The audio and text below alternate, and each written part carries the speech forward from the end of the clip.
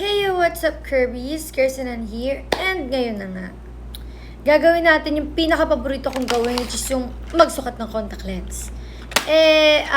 Napabili ako, guys, kasi nga nawala yung contact lens ko last time nung nalasing ako. Naginuman kami ng family ko kasi birthday ng inaanak ko that time. Tapos, sinanggal daw ni mama yung contact lens ko. Nilagay niya sa parang isang maliit na bowl, which is yung lagay ng sausawan. Pagkagising namin, yung bowl na yun nasa lababo na nakataob. So, hindi na namin nakita yung contact lens.